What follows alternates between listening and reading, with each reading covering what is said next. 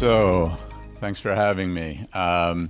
Prior to my 2 years here as research director at Mcity, I spent 34 years at Ford Motor Company, and it was good to see some Ford faces in the crowd. I was the chief engineer for the driver assist features at Ford, and decided after I was done being a capitalist, it was time for some time in academia. So that's what I'm doing now. And one of the things we've been talking a lot about at Mcity is this Curse of Rarity, and how we're using simulators to deal with it is what I'll talk to you about in this presentation. Okay, so this is the Curse of Rarity. So the basic idea is if you have an autonomous vehicle, today it's basically being driven with AI algorithms. And AI algorithms are really good at handling situations that they've seen before. They're not really great right now at adapting to novelty, to situations that they haven't seen before. And so that's where the Curse of Rarity comes in, because the goal is to get enough training data to train your AI algorithm, right, properly. And if you look at the left side there, normal driving, it's really easy to get data in normal driving, right? You can go out any day and just get tons of normal driving data. The difficulty is the safety critical and the near miss data. When you're talking about accidents, those are sort of 1 in a million mile events, right? So they're very rare.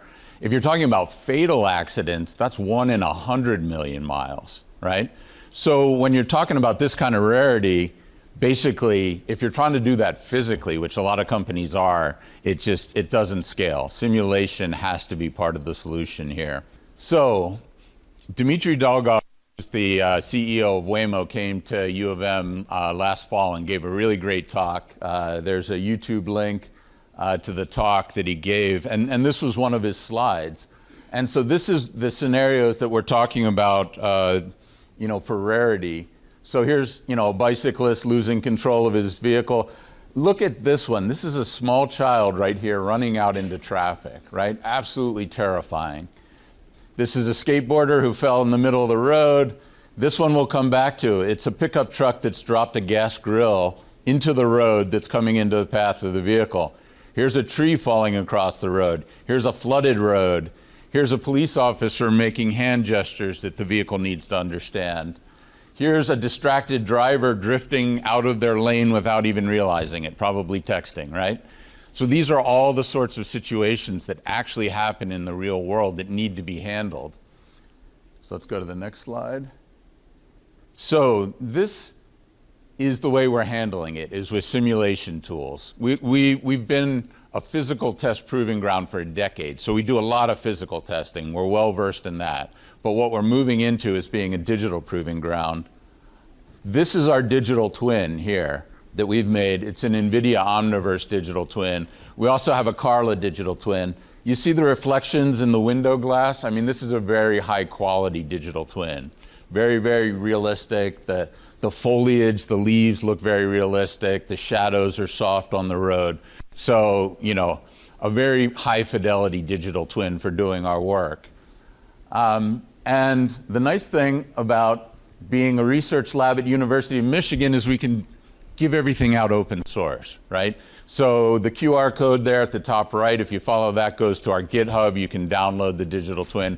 You can use it for anything you want. You can even make it into a commercial product and sell it. We've given it out completely freely.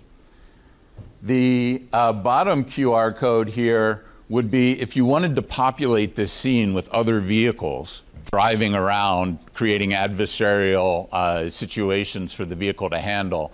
We have a code called TerraSim here, which we've also released open source, that'll put in all of the background traffic, the pedestrians. And then we're working very closely with NVIDIA because they've created this really great set of high fidelity, physically accurate sensor models. So we can run those sensor models in the digital twin and get data that looks to the AI algorithms as if it came off of real sensors on real vehicles. So how are we using the simulator? Well, the way we're using the simulator actually is at level 3 autonomy, where the driver and the vehicle are sharing and handing responsibility for driving back and forth.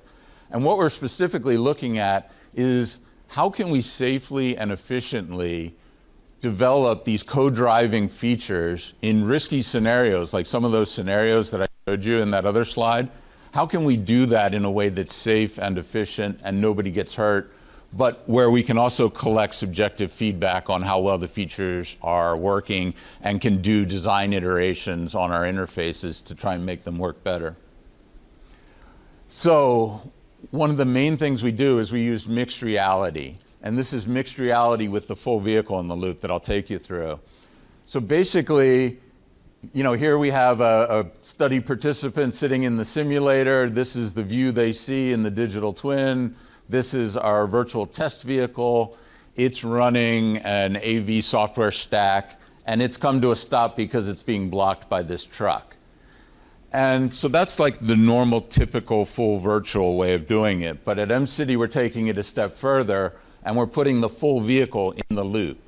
So at the same time that we have a digital vehicle in our digital world, we have a completely synchronized physical vehicle in the physical world that's also driving at the exact same time.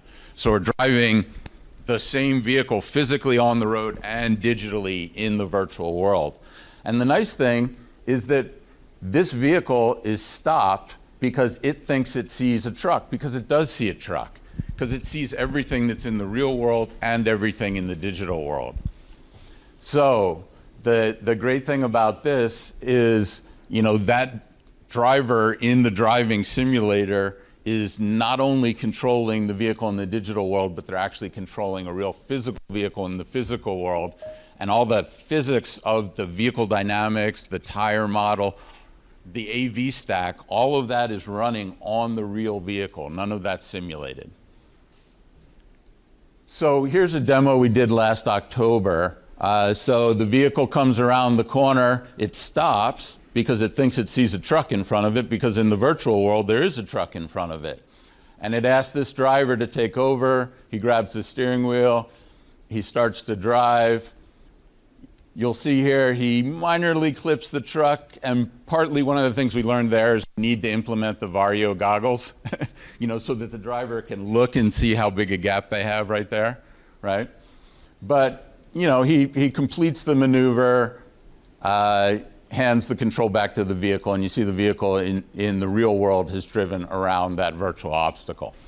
So now we can introduce obstacles into a driving test here, where if he hits a truck, nothing gets hurt, right? There's no scrapes on the car. So here's the main thing we're going to do, and we're doing this for a student class that's going to be in the fall term, where we're taking on a really hard scenario in level 3 autonomous driving. So level 3, what those features do is you have a scenario like this, for instance, where the vehicle says, okay, I can see the lane lines really well, the sun's overhead, it's not raining, the traffic is kind of sparse. This is like the perfect time for autonomy, right?